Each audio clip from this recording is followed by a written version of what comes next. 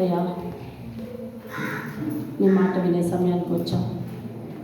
ఎప్పటి వరకు అనేక విషయాలు, అటన్నిటిలో నీ దీవెన ఆశీర్వాదాలు కావాలి. మా సాక్ష్యాలు అయ్యా తండ్రి నాయన, మా కార్యక్రమాలు, మా ప్రణాళికలు, జరుగుతున్నవి జరగబోయేవి అన్ని విషయాల్లో నీ కృప అవసరం తండ్రి.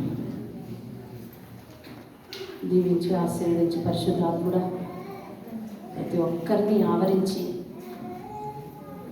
ఈ కార్యక్రమాన్ని నాయన నీవే జరిగించుకొని మాతో మాట్లాడి మహిమ పొందమని యేసు నామములో అడిగి వేడుకుంటున్నాం పరమ తండ్రి. ఆమేన్. దేవునికి స్తోత్రం కలుగును. హల్లెలూయా, హల్లెలూయా. ప్రసంగి గ్రంథం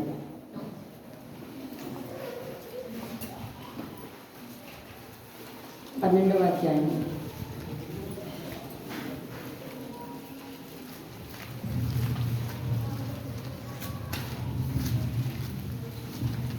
లాస్ట్ బట్ 1 పాట వాక్యం చదవండి. ఇదంతయు వినిన తరువాత తేలిన ఫలితార్థం ఇది. దేవుని యందు భయభక్తులు కలిగి ఉండి ఆయన కట్టడలను అనుసరించి నడుచుచుండ వలెను. మానవ కోటికి ఇది విధి. దేవుని స్తోత్రం కలుగుతారు. హల్లెలూయా. ఇందాక కీర్తనలో దేవుడు మానవులందరినీ పిలుస్తున్నాడు, మానవులందరికీ దేవుడై ఉన్నాడు. దేవుని స్తోత్రం కలుగుతుంది. హల్లెలూయా. దేవుడు ఈ వాక్యం చేత మనల్ని దీవించి ఆశీర్వదించి మనతో మాట్లాడి నడిపించునుగాక. ఆమేన్. మానవ కోటికి దేవుడు ఒక విధిని నిర్ణయించాడు. విధి అనగా తప్పనిసరిగా చేయవలసిన పని. మనం చదువుకున్నప్పుడు పౌర హక్కులు, పౌర విధులు ఏమంటే నేర్చుకున్నాం.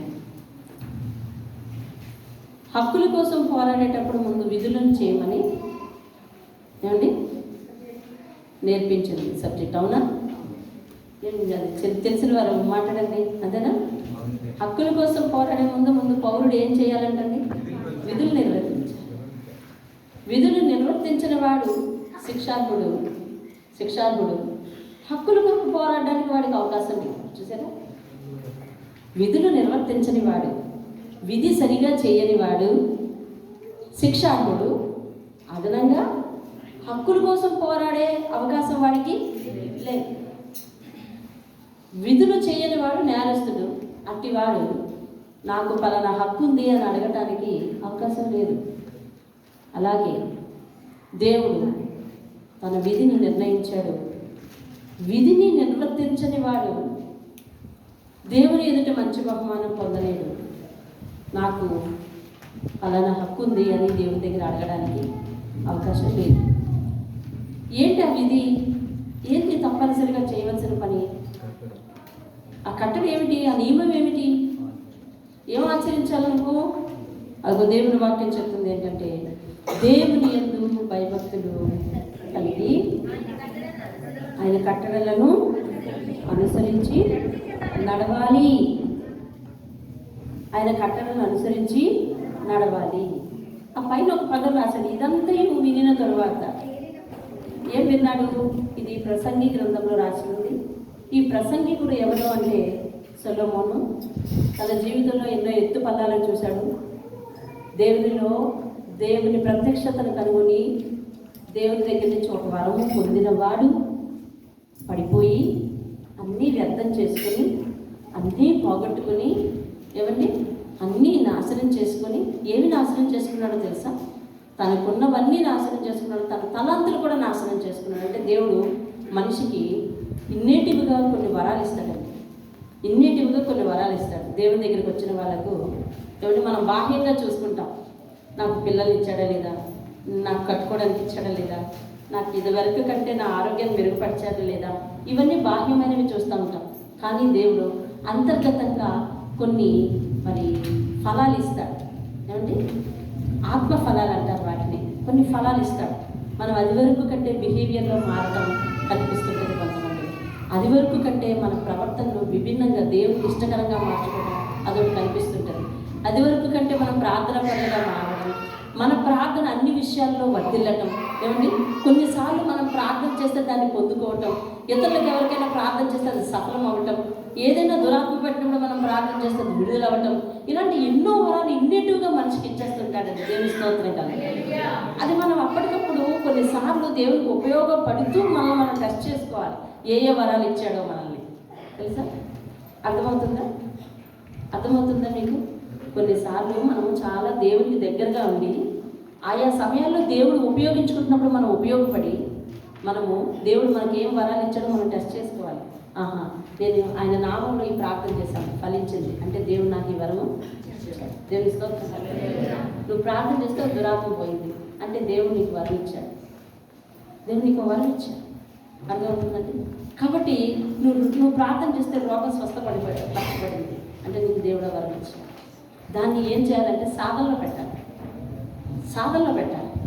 కాబట్టి ఇలాంటి ఆత్మఫలాలు కూడా ఎన్నింటిని ఇస్తుంటాడు. అంతర్గతంగా ఇచ్చే వాటిని కూడా మనం కొన్నిసార్లు గుర్తించాలి. లేదా మనం ఎవరితోనైనా మాట్లాడితే అవతల వాళ్ళు దేవుని మీద మనస్సు నుంచి దేవుని దగ్గరికి వస్తారు. ఆవరణించాడేమో టెస్ట్ చేసుకోవాలి కొన్నిసార్లు. అయితే ఇతడు తనకి ఇచ్చిన తలాంతులన్నింటినీ పోగొట్టుకుని అన్నీ కోల్పోయిన తర్వాత ఒక స్టేట్మెంట్ ఇస్తున్నాడు. ఈ స్టేట్మెంట్ చాలా గొప్పది. ఎందుకంటే అతడు పడిపోయాడు. అదైనా దేవుని దగ్గర ఉన్నతమైన స్థితిలో ఉండి పడిపోయి ఇప్పుడు మళ్ళీ తెలుసుకున్నాడు. కాబట్టి ఇతని అనుభవం చాలా గొప్పది కదా, అవునా? ఇతని అనుభవం చాలా గొప్పది. అంటే దేవుని దగ్గర ఉండి దేవుని ఆశీర్వాదాలు ఎలా పొందుకోవాలో తెలుసు అతనికి. దేవుని దగ్గర పడిపోయిన తర్వాత ఏం కోల్పోయామో తెలుసు అతనికి. కాబట్టి ఇతనికి 2 రకాల అనుభవాలు ఉన్నాయి. కాబట్టి ఇతని సాక్ష్యం చాలా గొప్పది. ఇతను ఏమంటున్నాడంటే దేవుని ఆత్మ చేత ఏమంటున్నాడంటే మానవ కోటికి ఇది విధి, ఇది తప్పనిసరిగా చేయాలి. నేను అన్ని పరిశీలించిన మీదట నాకు తెలిసిన ఫలితార్థం ఇదే. ఏంటంటే ఆయన యందు భయభక్తులు కలిగి ఉండుట, ఆయన కట్టడలను ఆయన మాటలను అనుసరించుట చేయాలి. అప్పుడే మనము అన్ని విషయాల్లో మరి దేవుని దగ్గర ఉండగలము అని అతను చెప్తున్నారు. ఇదే మాట సమూయేలు ప్రవక్త చెప్పాడు ఒక చోట. చూడండి, ఇది విధి అంట. అక్కడ ఆయన ఈ మార్గాన్ని ఏమంటున్నాడో చూడండి. 1 సమూయేలు గ్రంథము 12వ అధ్యాయము 24వ వచనం 23వ వచనాన్ని నేను చదువుతాను. చూడండి, 232 పేజీలు రండి. 232 12వ అధ్యాయము 23వ వచనం. నా మట్టుకు నేను మీ నిమిత్తము ప్రార్థన చేయటం మానటం వలన యెహోవాకు విరోధముగా పాపం చేసిన వాడిని అందును, అది నాకు దూరమగునుగాక. కానీ శ్రేష్టమైన చక్కని మార్గమును మీకు బోధిస్తాను అని చెప్పి మాట్లాడుతున్నాడు. ఇంకా అదేంటో చెప్తాడు. ఈయన ఈ మార్గాన్ని ఏమంటున్నాడో తెలుసా? శ్రేష్టమైన చక్కని మార్గం అంటున్నాడు. సొలొమోను ఏమన్నాడు? ఇది మానవ కోటికి విధి అంటున్నాడు. సమూయేలు ఏమంటున్నాడు? ఇది మానవులు నడుచుకునే శ్రేష్టమైన మార్గము అని అంటున్నాడు. ఈయన ఏం చెప్పాడంటే చూసినావా, ఆయన మీ కొరకు ఎన్ని గొప్ప కార్యములు చేసినో అది మీరు తలంచుకొని మీరు యెహోవా యందు భయభక్తులు కలిగి ఉండి. అక్కడికే వచ్చాడు. మళ్ళీ అతను కూడా అక్కడికే వచ్చాడు. ఎక్కడికి వచ్చాడు? భయభక్తులు నిలిపే దగ్గరికే వచ్చాడు. చేసిన మేలు మర్చిపోవద్దు అని చెప్తున్నాడు. చేసిన మేలు మర్చిపోకుండా ఏం చేయాలంటండి? భయభక్తులు నిలపాలంట. పూర్ణ హృదయంతో ఆయన ఏం చేయాలంట? ఆరాధించాలి, సేవించాలి అని చెప్తారు. ఇది ఒక శ్రేష్టమైన మార్గం. ఇది చక్కని మార్గం. ఏ సందర్భంలో చెప్పాడు అని అంటే, ఆ సమూయేలు దగ్గరికి ప్రజలందరూ వచ్చి, అయ్యా మాకు నీ పాలన బోరు కొడుతుంది. ఎందుకనంటే అతను యాజకుడు ఏం చెప్తాడంటే, ఇంట్లోనూ భక్తి చేయమంటాడు, వీధిలోనూ భక్తి చేయమంటాడు, గుడిలోనూ భక్తి చేయమంటాడు కదా. అందుకని ఎక్కడికి వెళ్ళినా నువ్వు ఇదే చెప్తున్నావు. ఎక్కడైనా దేవునికి భయభక్తులు కలిగి ఉండమంటున్నావు. అలా కాదు, మిగిలిన రాజ్యాలలోని ప్రజలు అలా లేరు. వారు గుడికి వెళ్ళినప్పుడు భక్తి చేస్తున్నారు, మిగిలిన విషయాల్లో మిగతా వాళ్ళలాగా ఉంటారు. కాబట్టి అందరికీ ఎలా రాజు ఉన్నాడో మాకు కూడా అలా రాజు కావాలి, నువ్వు వద్దు, పక్క తప్పుకో అన్నాడు. అంటే అప్పుడు దేవుడు దగ్గరికి వెళ్ళి మొదలుపెట్టాడు, అయ్యా మీరు నన్ను వద్దంటున్నారు, ఏం చేయాలి అని అంటే, సమూయేలును ధైర్యపరచడానికి దేవుడు ఒక మాట అంటాడు. ఏమనంటే, అయ్యా వాళ్ళు కోరినట్టు వారికి రాజునివ్వు, నువ్వు బాధపడకు, నిన్ను కాదన్నారని బాధపడకు, వారు కాదన్నది నిన్ను కాదు నన్ను అని చెప్పాడు. వారు కాదన్నది ఎవరినంట? దేవుణ్ణి అంట. అంటే దేవుని పరిపాలనలో దేవుని వ్యక్తిని కాదన్నారు కాబట్టి వారు కాదన్నది నిన్ను కాదు నన్ను, కాబట్టి వారు కోరినట్టు వారికి రాజుని ఇవ్వు అని. సరే, అతని పరిపాలనలోకి వెళ్ళాక ఆయన ఈ మాట అంటున్నాడు చూడండి, 14వ వచనం. మీరు యెహోవా యందు భయభక్తులు కలిగి ఆయన మాటను విని ఆయనను సేవించి ఏం చేయకూడదంటండి? ఆయన ఆజ్ఞను భంగము చేయక మీరును మిమ్మల్ని ఏడు రాజు కూడా అనుసరించిన ఎడల అదిగో ఏం కావాలంట మనుషులకి? క్షేమం కావాలి. మన జీవితంలో క్షేమం ఎంతమంది కావాలి? చేయొద్దండి. చూసారా, ఇలా చెయ్యెత్తేటప్పుడు నిద్రపోతే చెయ్యత్తలేదు. అర్థమైందండి? చెయ్యెత్తే సమయంలో నిద్రపోతే చెయ్యత్తలేదు. అలాగే ఏం పోయిందంటే క్షేమం పోయింది. ఇప్పుడు మిస్ అయిపోయింది ఆ పదం. ఏమండి? క్షేమం కావాలి మనందరికీ. క్షేమము రావాలి అని అంటే ఏం చెప్తున్నాడు?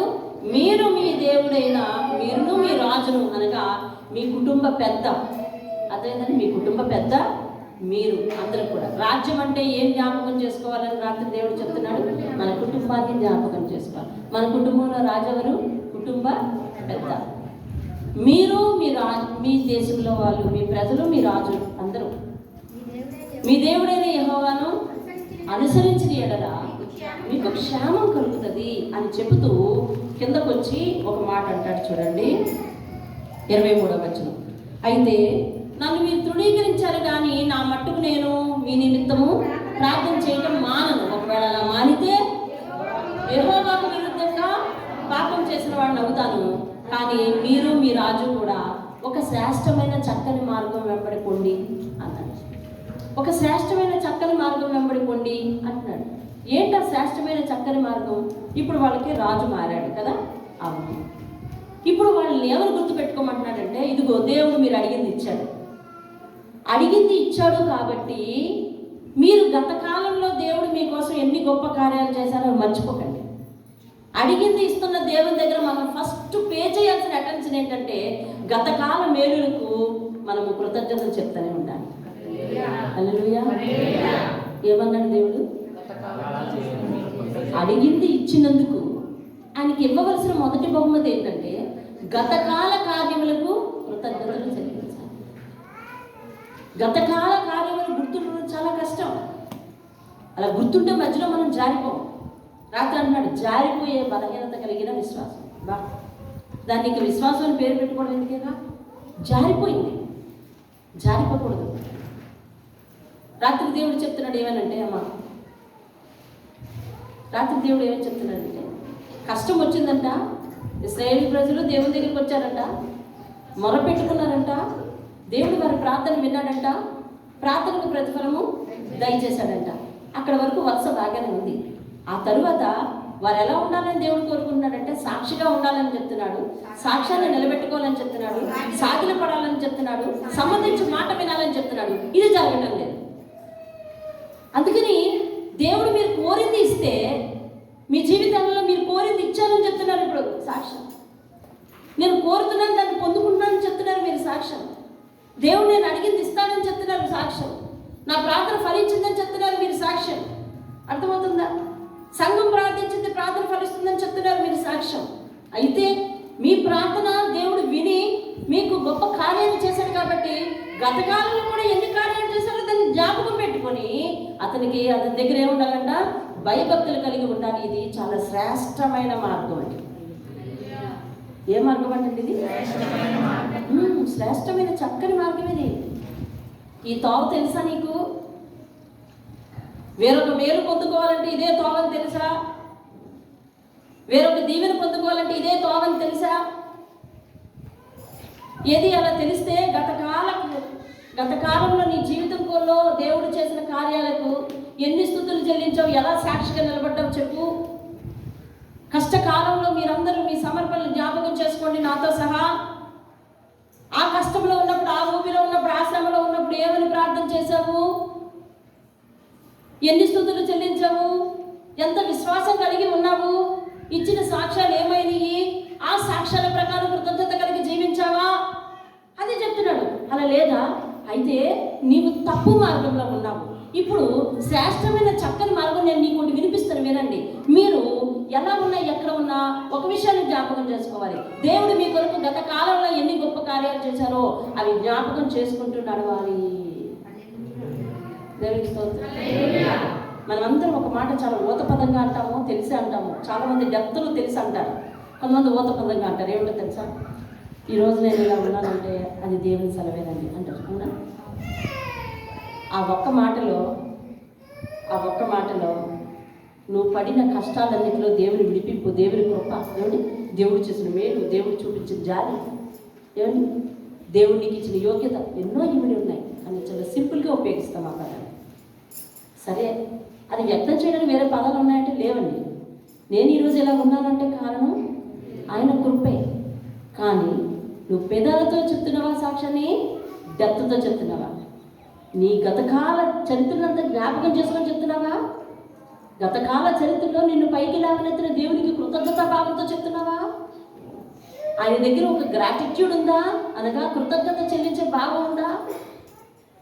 నేను ఈరోజు అన్ఫిట్, నేను ఈరోజు అన్ఎలిజిబుల్, కానీ దేవుడు ఎలిజిబుల్ చేశాడు నన్ను అనే అర్హతా భావం, అంటే కృతజ్ఞతా భావం ఉందా? అందులో ఆ ఒక్క మాటలో నీ చరిత్ర అంతా నీకు గుర్తొస్తుందా? నీ వెనకటి జీవితం గుర్తుందా? నీ వెనకటి పాపం గుర్తుందా? నీ వెనకటి లోతు గుర్తుందా? నీ వెనకటి స్థితి గుర్తుందా? గుర్తు పెట్టుకొని నడవండి అని చెప్తున్నాడు. అది శ్రేష్టమైన మార్గం.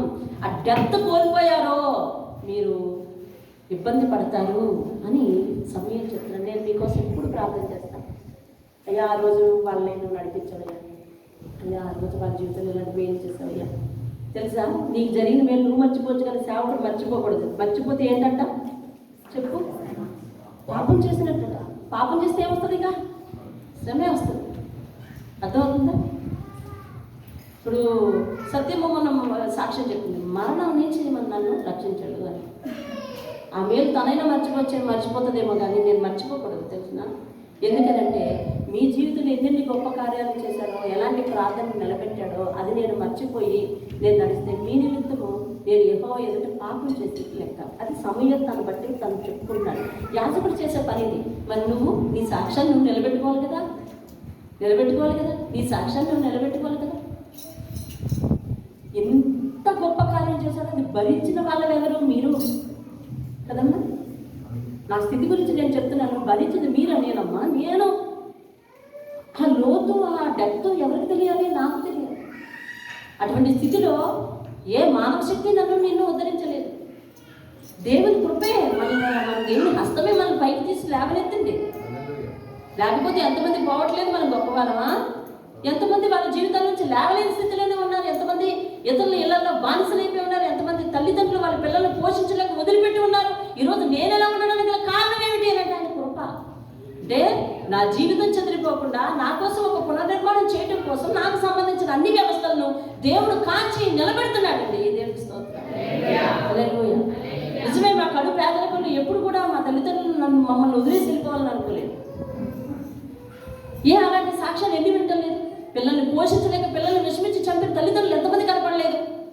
అంత ఘోరమైన కఠిన దారిద్ర్యాన్ని అనుభవించిన పరిస్థితిలో కూడా మా కుటుంబాన్ని చెక్కు చెదరనివ్వలేదు. కారణం ఏంటో తెలుసా? మన గురించి దేవుడు ఉద్దేశించిన ఉద్దేశాలు ఎదురు ఉన్నాయి. అది లోనికి తీసుకెళ్లే వరకు నిన్ను జాగ్రత్తగా చేయి పట్టుకొని వెళ్ళవలసిన బాధ్యత ఆయనది. కాబట్టి ఉన్న సందర్భాలలో, ఉన్న కష్టాలలో, ఉన్న శ్రమలలో దినదినము ఆయన మేలు కొరకు ఆశిస్తూ, గత కాలంలో ఏమైనా ఆయన మేలు చేశాడేమో, లేదా దినదినం ఆయన కాపాడుతున్న స్థితిని బట్టి ప్రతిరోజు కృతజ్ఞత కలిగి అడుగులు వేస్తా ఉంటే ఆయన ఏర్పాటు చేసిన ఆ సామ్రాజ్యంలో నిన్ను తీసుకుని వెళ్తాడు.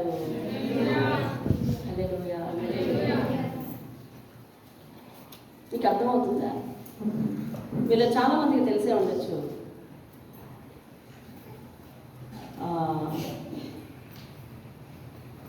అదేంటది, ఏదో ఆట ఆడతారు కదండి, వైకుంఠపాలి. చూసినావా వైకుంఠపాలి? విన్నావా? అందులో ఎక్కడుంది? అలా పైన ఎక్కడ ఉంది కదా, ఏది ఈ మధ్య ఆడలో చెప్పండి. ఆ చివరి ఉంది కదా టార్గెట్, పైన లక్ష్యం చివరి ఉంది. ఎలాగెళ్ళాలి? ఓపికగా వెళ్ళాలి కదా, ఓపికగా వెళ్ళాలి, ఓపికగా వెళ్ళాలి, మెట్లెక్కుతూ వెళ్ళాలి. మళ్ళీ వచ్చంటే అదేదో కలిసేసిందంటే మనకి కిందకు వచ్చేయాలంట. ఈ దేవుడు అలా అస్తమాటు చివరి స్థాయికి దిగజార్చాడు. కానీ అబ్స్టాకిల్ వచ్చినప్పుడు అక్కడే నిలబడడం నేర్చుకోవాలి. అర్థమవుతుందండి? అక్కడే నిలబడడం నేర్చుకోవాలి. అందుకని వైకుంఠపాలు ప్రాక్టీస్ అవ్వమన్నారని రేపు నుంచి అది తీసేది కనుక అదైతే కిందకే పడేస్తుంది. దేవుడిని కిందకి పడిపోమంటలా, అక్కడ నిలబడి అపవాదిని ఎదిరించడం నేర్చుకో. అక్కడ నిలబడి ఆటంకం వచ్చినప్పుడు అక్కడ నిలబడి అపవాదిని ఎదిరించడం నేర్చుకో అంటున్నాడు. మరి లోక పద్ధతులు కాదు, దేవుడు చేసే కార్యాలు ఇంతంతవి కాదు. దేవుడు అంటున్నాడు ఇది శ్రేష్టమైన చక్కని మార్గం అంటున్నాడు. ఏంటంటే ఇది మరొక మేలును పొందుకోవాలంటే ఇది శ్రేష్టమైన మార్గం. దేవుడు మనసును గెలిపించాలంటే ఇది శ్రేష్టమైన మార్గం. దేవుడు మనకు మరొక ఆశీర్వాదం పట్టుకురావాలంటే ఇది శ్రేష్టమైన మార్గం. ఈ మార్గంలో ఎవరు నిలబడ్డారో వారినే దేవుడు ఆయన ఏర్పాటులోనికి తీసుకుని వెళ్తాడు. దేవుడి స్తోత్రం. మన జీవితాల్లో కొన్నిసార్లు ఇలా జరుగుతుంది. ఎలా అంటే చాలా దీనస్థితిలో ఉంటాం. దేవుడు మనల్ని కరుణించి పెద్ద తలాంతి ఇస్తాడు. అది ఉద్యోగం ద్వారా అవ్వచ్చు, వివాహం ద్వారా అవ్వచ్చు, మరేదో ద్వారా అవ్వచ్చు, ఏమేమో దారులు ఉన్నాయి. అలా వచ్చేది. ఇంకా అందులోకి వెళ్ళిన తర్వాత మునిగి తెస్తుంది. ఎక్కడి నుండి వచ్చామో అన్న పరిస్థితి మర్చిపోతున్నాం. ఏ స్థితిలో ఉన్నప్పుడు దేవుడు నాకు సహాయం చేసి ఉద్యోగం ఇచ్చాడో మర్చిపోయి ఇక అంతే. మేలులు మర్చిపోతే ఇక తర్వాత స్టెప్ లేదు ఇక. అందుకని శ్రేష్టమైన చక్కని మార్గం మీకు బోధిస్తాను వినండి. శ్రేష్టమైన చక్కని మార్గం మీకు బోధిస్తాను వినండి. నన్ను వద్దన్నారు, పోనీ పర్వాలేదు. అయితే మీరు మీ రాజు కూడా దేవుని కట్టడలు చక్కగా పాటించండి. ఈరోజు మన జీవితాల్లో జరిగిన దానికి సరైన కృతజ్ఞత చెల్లించట్లేదు తెలుసా మనం? ఏమ్మా జరిగిన దానికి సాక్షిగా ఖచ్చితంగా నేను సాక్షిగా ఉన్నానని ఎవరైనా చెప్పు. లేదు.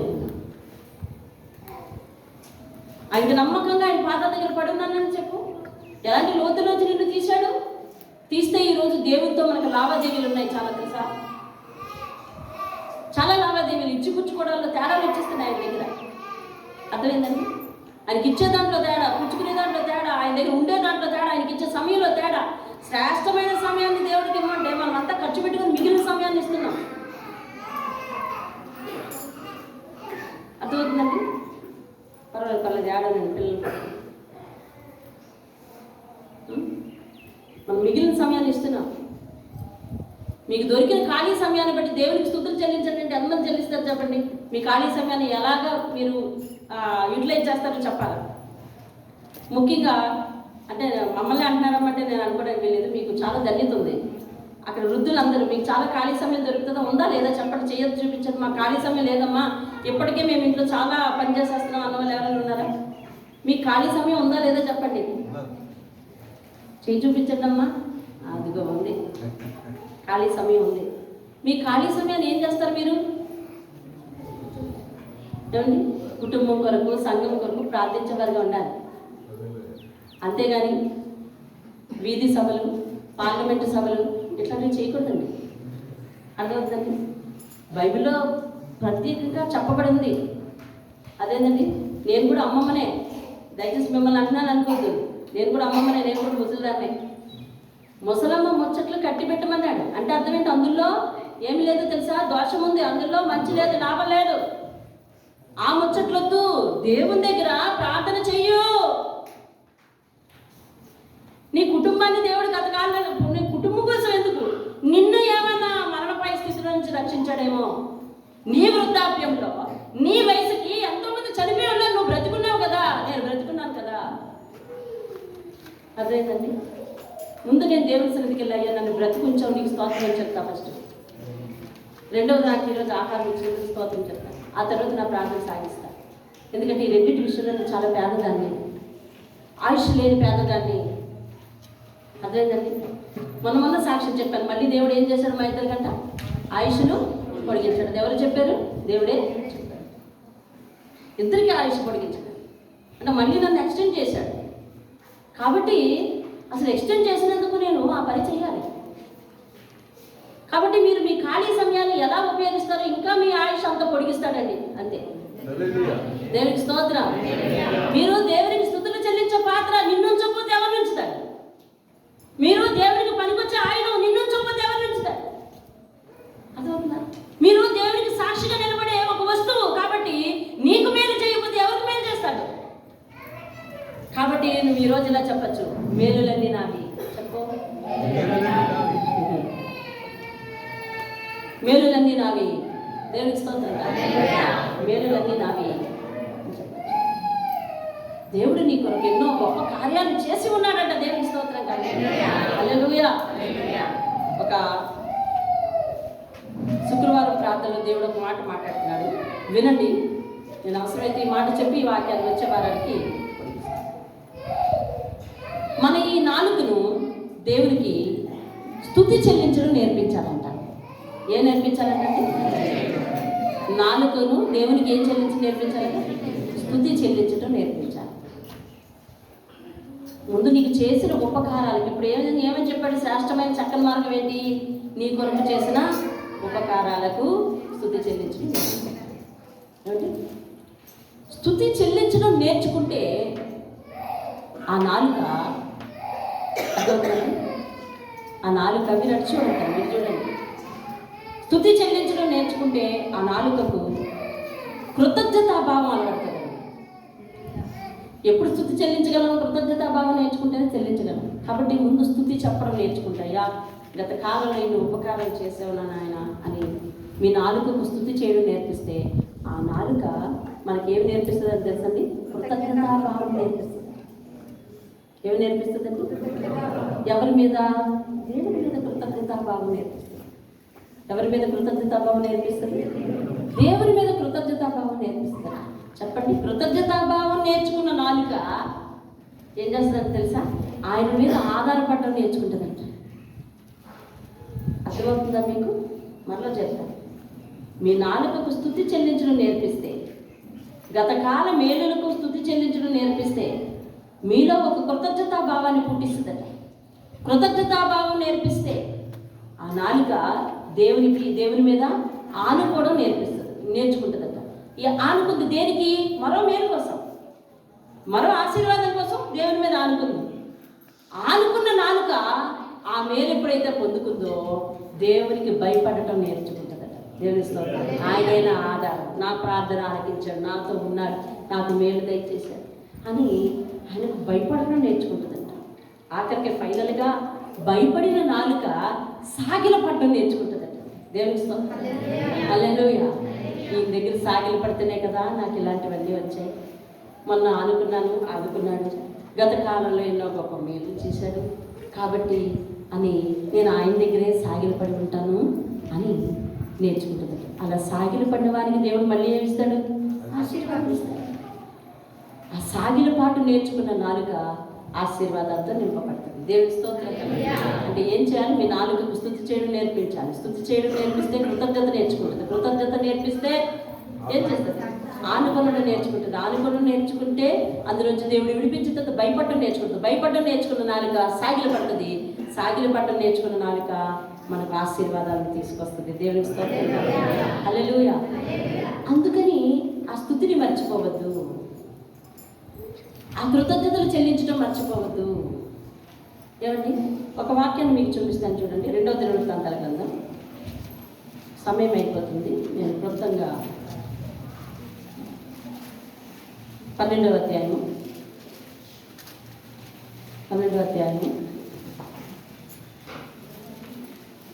మొదటి వచనం.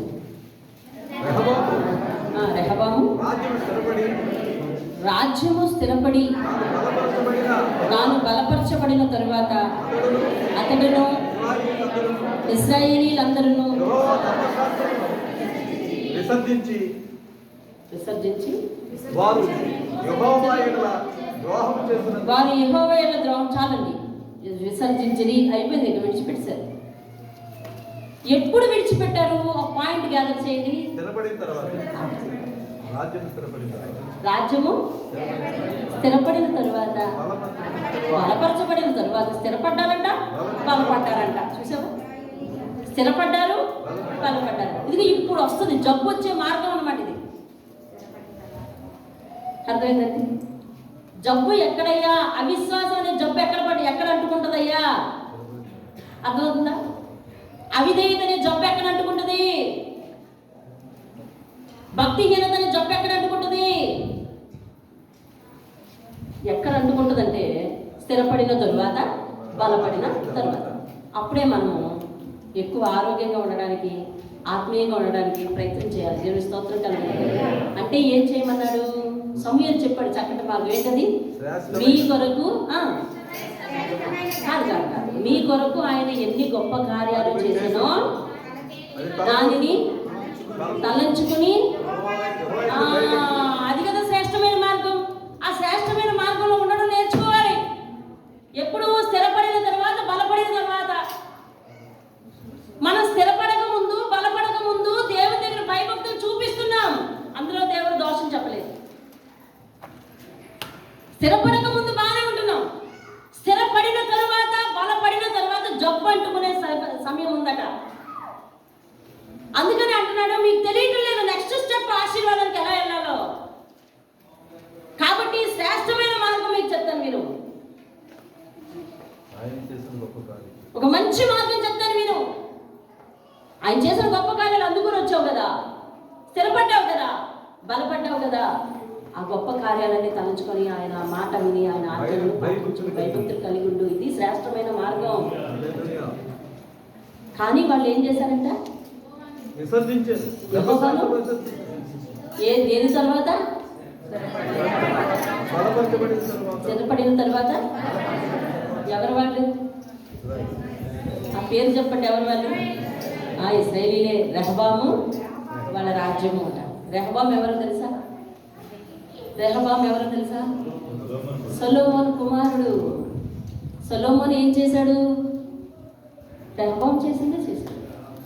అవునా? అవునా? మాట్లాడరే? అవునన్నా బాధే, కాదన్నా బాధే ఇప్పుడు అనుకుంటున్నారా? సొలొమోను చేసింది ఏం చేశాడంటే రెహబాము చేసిందే చేశాడా? కాదు, సొలొమోను చేసిందే రెహబాము చేశాడు. సొలొమోను స్థిరపడ్డాడు, బలపడ్డాడు. బలపడిన తర్వాత, స్థిరపడిన తర్వాత యెహోవాను విసర్జించాడు. అలాగే తన కొడుకు కూడా ఓహో ఇలాగే చెయ్యాలి కాబోలు అనుకున్నాడు, పడ్డాడు. అందుకే దేవుడు రాత్రికాల సమయంలో చెప్తున్నాడు, తల్లులు, తండ్రులు, మీరే భక్తి జీవితంలో మీ పిల్లలకు రోల్ మోడల్. అర్థమైందా? మీరే మీ పిల్లలకు భక్తి జీవితంలో రోల్ మోడల్. వింటున్నారా? వినా? నాకు ఈరోజు శరీరం అలసటగా ఉంది, దేవుని మందిరానికి వెళ్ళను అన్న ఈ స్టేట్మెంట్ పిల్లలు విన్నారు అంటే వాళ్ళు రాసేసుకుంటారు ధర్మశాస్త్రం. ఏమనంటే రూల్ 1, శరీరం అలసటగా ఉన్నప్పుడు దేవుని మందిరంలోకి పోరాదు. ఈరోజు చాలా ఎక్కువ పని ఉంది, ఈరోజు వద్దులే దేవుని మందిరానికి వెళ్ళొద్దు అని అనుకున్నాం అనుకో, వాళ్ళు వినేశారు, రాసుకుంటారు. రూల్ నెంబర్ 2, ఎక్కువ పని ఉన్నప్పుడు మందిరానికి వెళ్ళకూడదు.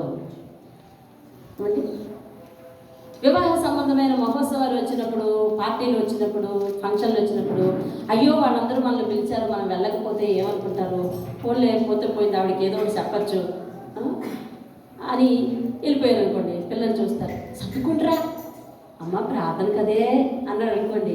ప్రార్థనేరా, మరి అక్కడ నీకు తెలుసు కదా, చెప్తాను నేను ఏదోటి అని అంటే అప్పుడు వాడు ముందు రాసేసుకుని ఆ తర్వాత తయారవుతాడు. ముందు రాసేసుకుంటే ఏమంటే తెలుసా, ఆర్టికల్ 3 రాజ్యాంగం అయిపోతుంది వాడి జీవితంలో.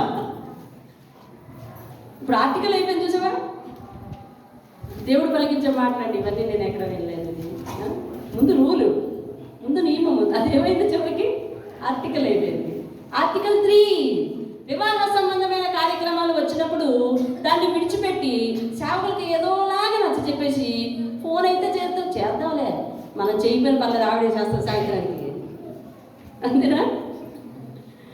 మనం చేయకపోయిన పర్లేదు, ఆవిడే ఎత్తుక్కొని చేస్తాం. సాయంత్రం ఫోన్ వస్తుంది చూడు, సాయంత్రానికి ఫోన్ రాలేదు, మర్చిపోయి ఉంటుందిలే ఆవిడ, మధ్యవరకు ఎక్కువ, రేపో ఎల్లుటో చేస్తుంది. ఇవన్నీ సిల్లీ థింగ్స్ కాదండి, నేను ఫేస్ చేస్తున్నాను ఇవన్నీ. 4వ రోజుకి ఫోన్ వస్తుంది, ఇప్పుడు గుర్తొచ్చిందా నేను మందిరానికి రాలేదని ఇవిడికి. ఎప్పుడు బుధవారం వచ్చింది ఫోను, ఎందుకంటే సోమవారం మంగళవారం కాలేదు, మర్చిపోయింది. బుధవారం చూసి అయితే మళ్ళీ ఇప్పుడు చెప్పానా 4 రోజులు లేటని అక్కడి నుంచి వస్తుంది ఫోన్ నాకు. ఇప్పుడు గుర్తొచ్చాము ఆవిడికి మనం మందిరానికి రాలేదన్న సంగతి. ఒక ఆమె అయితే నన్ను ఎలాగే అడిగింది, ఏమని, అక్క నేను ఇదివరకు మందిరానికి రాకపోతే ఫోన్ చేసేవారు, ఇప్పుడు ఫోన్ చేయట్లేదు, ఏమి నా మీద కోపం వచ్చిందా అనగానే నేను నెత్తిమీద చేసుకున్నాను. ఓ తల్లి, నువ్వు రాకపోతే నేను ఫోన్ చేయడం అనేది నీకు అలా అర్థమైందా? కుటుంబానికి జవాబుదారీగా ఉండాలి. నువ్వు వెళ్ళిపోతున్నావా, అయితే నువ్వే చెప్పాలి, అమ్మా నేను వెళ్ళిపోతున్నాను, నా కోసం ఓ దానికి చూడకు, వాక్యం మీద దృష్టి పెట్టుకో అని చెప్పచ్చు కదా ఒక మాట. అర్థమైందండి? వెళ్ళిపోవడం, ట్రైన్ ఎక్కిపోవడం, లేకపోతే బండి ఎక్కిపోవడం, విమానం ఎక్కిపోవడం, అక్కడి నుంచి ఆవిడ ఎత్తుకొని ఫోన్ చేస్తుందిలే అనుకోండి. ఇది శ్రేష్టమైన మార్గం కాదు. అర్థమవుతుందా? వాళ్ళు రూల్స్ అండ్ ఆర్టికల్స్ రాసుకుంటున్నారు. రెహబాము అలాగే నేర్చుకున్నాడు, సొలొమోను చూసి నేర్చుకున్నాడు. ఇది వాక్య సత్యం, వాక్యంలో ఉన్నది, ఇది నేటి మన జీవితంలో జరుగుతున్నది అదే. కాబట్టి స్థిరపడిన తర్వాత, బలపడిన తర్వాత నువ్వు చేసేది ఏమిటి? స్థిరపడిన తర్వాత, బలపడిన తర్వాతే ఇంకా సాగిలపడి ఉండాలి. ఎవరు ఇచ్చారు ఇది మనకి పరిస్థితి? దేవుడు ఇచ్చాడు. ఎక్కువ మీద ఎన్నాళ్ళైతే మనం ఆలస్యం అయ్యాం కానీ, ఎన్నాళ్ళైతే మనము మరి చర్చికి వెళ్ళకుండా ఒక పూట మాని ఒక పూట వెళ్ళాం కానీ, ఇప్పుడు అలా ఉండడానికి కుదరదురా. దేవుడు దయతలిచి ఏదో కొనుక్కోవడానికి అవకాశం ఇచ్చాడు, దేవుడు దయతలిచి ఏదో కట్టుకోవడానికి అవకాశం ఇచ్చాడు, దేవుడు దయతలిచి ఏదో వచ్చిన ఉద్యోగం ఇచ్చాడు. అయితే ఒరే ఎన్నాళ్ళైతే మనం ఆలస్యం చేశాం కానీ ఇప్పుడు ఆలస్యం చేయడానికి కుదరదురానంటే వాడు దాన్ని రాసుకుంటాడు, ఆర్టికల్గానే రాసుకుంటాడు. దేవుడు మనల్ని ఆశీర్వదిస్తే మనం దేవుని దగ్గర సాగిలపడి ఉండాలి. దేవుని స్తోత్రం కలుగునుగా. దేవుణ్ణి ఆరాధించిన ఇశ్రాయేలీయుల్లో సొంత మార్గంలోనికి వెళ్ళాలని వాళ్ళకి ఎవరు నేర్పారని తెలుసా? వాళ్ళ అవిధేయతే వాళ్ళకి ఆర్టికల్స్ నేర్పింది. దేవుని చేత అభిషేకం పొందిన వాళ్ళు, ప్రత్యక్షతను చూసిన వాళ్ళు, దేవుని వాగ్దానం పొందిన వాళ్ళు, దర్శనాన్ని పొందిన వాళ్ళు, నేను ప్రత్యేకంగా నిన్ను అభిషేకిస్తున్నాను అని అనేక మంది అభిషేకం పొందుకున్న వాళ్ళు దేవుని దగ్గర తప్పిపోయారు. ఎలాగో తెలుసా? వాళ్ళ ఇష్టానుసారంగా వాళ్ళు రాసుకున్న ఆర్టికల్స్ అయ్యాయి. రాజ్యాంగంలో ఒక పాయింట్ అయిపోయింది, వాళ్ళు సొంత రాజ్యాంగంలో రాసుకున్నారు. అలా ఉండడానికి వీలేదు. శ్రేష్టమైన చక్కని మార్గం ఏంటంటే చేసిన మేలులకు కృతజ్ఞత చెల్లిస్తూ వాటిని మర్చిపోకుండా భయభక్తులు కలిగి ఆయన చేసిన ఆయన ఆజ్ఞలను కట్టడలను పూర్ణ హృదయంతో అనుసరించి నడుచుకోవాలంటే దేవుని స్తోత్రం కలిగి. మన నాలుగుకి ఏం నేర్పాలి చెప్పండి? స్తుతి నేర్పాలి. స్తుతి ఏం నేర్పిస్తుంది? కృతజ్ఞత నేర్పిస్తుంది. కృతజ్ఞత నేర్చుకున్న నాలుక ఆయన మీద ఆనుకోవడం నేర్చుకుంటుంది. ఆయన మీద ఆనుకున్న నాలుక భయపడడం నేర్చుకుంటుంది. భయపడిన నాలుక సాగిలపడ్డం నేర్చుకుంటుంది. సాగిలపడ్డ నాలుక నీకు ఆశీర్వాదాన్ని తీసుకొస్తుంది. అంతేగాని మీ నాలుకకు సభలు నిర్వహించడానికో, లేకపోతే పిచ్చాపాటి మాట్లాడుకోవడానికో, లేకపోతే వాళ్ళ మీద వీళ్ళ మాట్లాడుకోవడానికో, అవన్నీ పోయి ఇంట్లోకి వచ్చి గొడవలు పెట్టుకోవడానికో, ఇంట్లో నుంచి వీధులోకి వెళ్ళి గొడవలు పెట్టుకోవడానికో, లేకపోతే ఇలాంటి దానికి మీ నాలుక ఉపయోగించకూడదు. మీ మాట మీ నాలుక ఉపయోగిస్తే స్తుతి చెల్లించడానికి ఉపయోగించాలి, దేవుని మాటను ప్రచారం చేయడానికి ఉపయోగించాలి, లేదా నీ గురించి నువ్వు దేవుని సరిగ్గా మొరపెట్టుకోవడానికి ఉపయోగించాలి. దేవుని స్తోత్రం. మోకరించండి. దేవుడు మన ముందు ఉంచిన శ్రేష్టమైన మార్గంలో నడుద్దాం. మనందరినీ ఎన్ని బలమైన వాక్యాలు వింటున్నాను, వీటికి వెళ్ళి నీకు నువ్వులాగే జీవిస్తే అది కూడని పని. ఎన్ని బలమైన వాక్యాలు వింటున్నా నీకు నువ్వులాగే స్తబ్దంగా ఉండిపోతే అది కూడని పని. నీ జీవితంలో ఒక క్షేమం రావాలనుకుంటున్నావా? అయితే మీరు మీ రాజు కూడా ఇదే మార్గంలో రండి. ఇది శ్రేష్టమైన చక్కని మార్గం. ఇది శ్రేష్టమైన చక్కని మార్గం. దేవుడు ఒక మంచి మార్గాన్ని బోధిస్తున్నాడు. ఆయన మాటలు విను. మేలులు పొందుకుంటున్నావా? ఇంకా సాగిలపడ్డా. దినదినము ఎన్ని కష్టాలు ఇబ్బందులు ఉన్నా కాపాడబడుతున్నావా? అయితే ఆయనకి సాగిలపడుతూ ప్రయాణించు. దేవుడు నీ కొరకు ఏర్పాటు చేసిన ఒక ఏర్పాటు ఉంది, అందులో తీసుకుని వెళ్తాడు. దేవుడు నీ కొరకు విడుదల అనుగ్రహించి ఉన్నాడు, అది నీకు ఇప్పుడు కనపడదు. మీరు కళ్ళతో వాటిని చూడలేరు, కానీ దేవుని కార్యాలను మనం గుర్తించలేము. కానీ అవి మనకు ఎదురు ఉన్నాయి. ఓపికతో నడుచుకుని వెళ్ళటం మంచిది. కృతజ్ఞత చెల్లించుకుంటూ వెళ్ళటం మంచిది. ఆయన సన్నిధానంలో సాగిలపడుతూ వెళ్ళటం మంచిది. మన సమయాలను ఆయన దీవించే వరకు ఆయన దగ్గర గోజాడటం మంచిది. దేవుని స్తోత్రం. ప్రార్థన. పరిశుద్ధమైన మా పరమ తండ్రి, పరిశుద్ధ ఆధారంగా ఉన్న శ్రేష్టమైన చక్కని మార్గం మా ముందుంచాము దేవా. మానవ కోటికి ఇది పాటించింది అని అంటున్నాము అయ్యా. మా కొరకు గత కాలంలో ఎన్ని గొప్ప కార్యాలు చేశావో, ఈనాడిలా బ్రతికి బట్టకట్టి మీ ఎదుట ఉన్నానంటే ఎలాంటి జీవితాలు ఎలా చేశావో, మా మనవులు ఎలా ఆలకించావో, ఓడిన మా జీవితాలను ఎలా గెలిపించావో, పడిన జీవితాలను ఎలా లేవనెత్తావో, పరిశుద్ధమైన బాటలోనికి ఎలా పిలిచావో, అపరిశుద్ధమైన లోపంలో ఉన్నవారిని ఎలా ఎన్నుకున్నావో, నీ మాటను అంగీకరించే మనసును ఎలా ఇచ్చావో, ఏ సందర్భంలో నా జీవితాలలోకి ప్రవేశించావో, ఆనాటి నుండి ఈనాటికి ఎలా విడిచిపెట్టకుండా మమ్మల్ని వెన్నంటే ఉన్నావో అయ్యా, అన్నీ జ్ఞాపకం చేసుకొని నీకు కృతజ్ఞతలయ్యా, కృతజ్ఞతలయ్యా, కృతజ్ఞతలు తండ్రి. ఇప్పుడు స్థిరపడే స్థితి, బలపడే స్థితి ఇచ్చావు. అయితే ఇందులో అవిశ్వాసం చోటు చేసుకుంటున్నావు, అవిధేయత చోటు చేసుకుంటున్నావు, నిన్ను విసర్జించేటటువంటి పరిస్థితులు, లోకము దాని ఆశను విసర్జించే స్థితిలోనికి మేము వెళ్ళడానికి, నీతో అంటూ కట్టబడి ఉండటం అయ్యా. మా మీద ప్రభువాతని చల్లని హస్తం ఎల్లప్పుడూ ఉంచుతున్నావు. దాన్ని గుర్తించడానికి మా ఆత్మీయ నేత్రాలు తిరుగు తండ్రి. చక్కని మార్గాన్ని విన్నాం, అందులో ప్రవేశించే బుద్ధి కలగ చేయనైనా. ఆహా, నీ కట్టడలను అనుసరించినట్లు నా ప్రవర్తన స్థిరపడి ఉంటే అంత మేలు. దావీదు మొత్తుకుంటున్నాడు, అన్నీ అయిపోయాక. అలా మేము వద్దయ్యా, ముందుగానే మాకు మాట వినిపించిన వెంటనే స్థిరపడ్డాము, బలపడ్డాము. ఇప్పుడు ఎలా ఉండాలో ఇంకా నేర్చుకోవడానికి సహాయం చేయండి.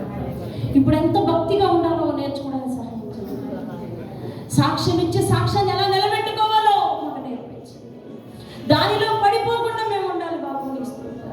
శ్రేష్టమైన నీ మార్గంలో మేము నిలబడాలయ్యా. అయ్యా తండ్రి, నిన్ను విడిచి మేమేది సాధించలేమని వాక్యం చెప్పేస్తుంది. నిన్ను నాయన ఎంత హత్తుకుంటే అంతగా నువ్వు మాకు అనుకూలంగా మారుతామని వాక్యం చెప్తుంది. అయ్యా తండ్రి, ఇశ్రాయేలును కాపాడుటకు ఐగుప్తీయుల విషయంలో మేఘస్తంభం ఇశ్రాయేలుకు అగ్నిస్తంభంగాను, ఇశ్రాయేలులకు నీడనివ్వడానికి మేఘస్తంభంగాను మారిపోయినట్టుగా చూపిస్తున్నావు. ఎంత గొప్ప దేవుడు అయ్యా. నిన్ను విడిచిపెట్టే మనసు మాకు వద్దయ్యా. కుటుంబ యజమానిగా మగవాళ్ళందరినీ నీ చేతికి అప్పగిస్తున్నాను. శ్రేష్టమైన మార్గంలో వారు నడుస్తూ వారి కుటుంబాన్ని, వారి రాజ్యాన్ని నడిపించుకునేందుకు సహాయం చేయు అయ్యా. తండ్రి, ఆడవారిని అందరినీ నీ చేతికి అప్పగిస్తున్నాను అయ్యా. తండ్రి, రాజును అనుసరించిన రాణిగా, అయ్యా తండ్రి, వెలకోగలిగిన రాణిగా, వారి కుటుంబ సభ్యులందరినీ ఆత్మీయంగా శ్రేష్టమైన మార్గంలో బిడ్డలకు కృతజ్ఞతాభావాన్ని నేర్పిస్తూ అయ్యా, నీ దగ్గర ఎంత సాగిల పడాలో ఆ తత్వాన్ని నేర్పిస్తూ బాబు అయ్యా, నీవు ఇచ్చినది ప్రతి నిమిషము కూడా కళ్ళకద్దుకుని జీవించే కృప మాకు దయచేయి బాబు. మేము లోకంలో ఉన్నప్పుడు ప్రభు ప్రతి దాన్ని కళ్ళకద్దు కూడా నేర్చుకున్నాం. అక్కడ వదిలిపెట్టేశానయ్యా. ఇక్కడ అసలు నువ్వు ఎన్ని గొప్ప మేలు చేసినా కళ్ళకద్దుకునే స్థితి లేదయ్యా బాబు. తండ్రి, మాకు అది నేర్పండి. శ్రేష్టమైన మార్గంలో మేము నిలబడి నేర్పండి. స్థిరమైన ప్రాణాలు నేర్పండి. స్తుతించే నాలుగు నేర్పండి. కృతజ్ఞత చెప్పే నాలుగు నేర్పండి. ఆనుకునే మనస్సు మాకు నేర్పండి. భయభక్తులు కలిగిన మనస్సు మాకు నేర్పండి అయ్యా. సాగిలపడే మనస్తత్వం మాకు నేర్పండి. ఆశీర్వాదాలు పొందుకోవడానికి వారసులు చేయండి. మాకు ఇవ్వబడిన ఆయుష్ను వ్యర్థం చేసుకోకుండా అయ్యా, మమ్మల్ని మరణ పడకల మీద నుంచి లేపావయ్యా. అయ్యో తండ్రి, మా జీవితం పోతుంది అనుకున్నాము. అయ్యో, మరణంలోకి వెళ్ళిపోతాం అనుకున్నాము. అదే కానీ జరిగి ఉంటే మమ్మల్ని మరిచిపోయి ఎంతో కాలం అయి ఉండేదయ్యా. ఇప్పుడు మాకు ఇచ్చిన జీవితాన్ని మేము దేని కొరకు గడుపుతున్నామో ఆలోచించుకుని శ్రేష్టమైన మార్గంలో నిలబడడానికి సహాయం చేయాలి. అనవసరమైన వివాదాలు, అనవసరమైన మాటలు, అనవసరమైన కబుర్లు అయ్యా, తీరిక సమయాలలో అలాగ మేము కాలాన్ని వ్యర్థం చేయకుండా నీతో గడిపే మనస్తత్వం ఇవ్వు తండ్రి. పరిశుద్ధాత్మ మాలో ఉంచు. అప్పుడు అది మీ పాదాల దగ్గర ఖచ్చితంగా మమ్మల్ని తీసుకుని వస్తుంది. మాలో దురాత్మ ఉంటే మీ పాదాల దగ్గరికి రాలేము బాబు. సహాయం చేయాలి. శ్రేష్టమైన మార్గంలో మమ్మల్ని నిలబెట్టు. ఇచ్చిన కార్యాలకు, చేసిన కార్యాలకు కృతజ్ఞత కలిగి ఇంకా ఎలా జీవించాలి, ఇంకా మమ్మల్ని మేము ఎలా సాగిలపరచుకోవాలి మాకు నేర్పయ్యా. ఇచ్చిన జీవితాన్ని బట్టి మేము బిజీ అని కానీ, అలసటని కానీ అయ్యా తండ్రి, మాకు అవసరం లేదని కానీ విసర్జించకుండా కాపాడండి. సొలొమోను విసర్జించినట్లు రెహబాము విసర్జించాడంట. అయ్యా తండ్రి, మేము అలాగే ఇతరులకు నాయన భక్తి హీనతలో మాదిరిగా కాకూడదయ్యా. దేవా కాచి కాపాడండి. పెద్దలు, వృద్ధులు, అలాగే పిల్లలు పెద్దలను అనుసరించి వారై, వృద్ధులు ఇంటి వారందరినీ సరైన రీతిలో పెట్టుకుని వారై, అయ్యా ఇంటి వారందరూ కూడా భక్తి జీవితంలో కొనసాగేవారై అందరూ ఐక్యతగా కలిసికట్టుగా కొనసాగడానికి సహాయం చేయండి. కుటుంబాలలో ఐక్యత, సంఘంలో ఐక్యతకు దారితీస్తుంది కనుక సహాయం చేసి మహిమ పొందమని ఇదే నా ప్రార్థన, ఇదే నా సేవకురాలి ప్రార్థన. నువ్వు ఆయుష్ పొడిగింపగా ఇక్కడికి వచ్చి నిలబడ్డానయ్యా. నువ్వు మేలు చేస్తే నాయనా నీ పని చేయగలను అయ్యా. నువ్వు స్వస్థపరిస్తే పని చేయగలను, నువ్వు నిలబెట్టుకుంటే పని చేయగలను, నా బలహీనతలు కడితే పని చేయగలను అయ్యా. నీ కొరకు ఉపయోగపడాలి నాయనా. ఇంకొంతకాలం నాయన నీ పనిలో కొనసాగాలి బాబు అయ్యా తండ్రి. అనేకమైన అద్భుత కార్యాలు సేవలో చూడాలయ్యా. నా జీవితంలో నాకు చూపించావు, సేవలో చూడడానికి సహాయం చేయండి. సంఘ కుటుంబాల వర్ధిల్లుట చూడడానికి సహాయం చేయండి. వారు ఆత్మీయంగా బలపడటానికి, ఉపయోగపడటం చూడటానికి సహాయం దయచేయండి. మంచి ప్రార్థన పరులుగా అయ్యా తండ్రి వర్ధిల్లేవారుగా బాబు, దేవుని దగ్గర నాయన తండ్రి అనేకమైన ఆశీర్వాదాలు పొందుకునేవారుగా, వారి కష్టం నుండి వారు విడిపింపబడిన వారుగా, నీకు పనికొచ్చే పాత్రలుగా ప్రతి ఒక్కరిని చూడడానికి సహాయం చేయాలి.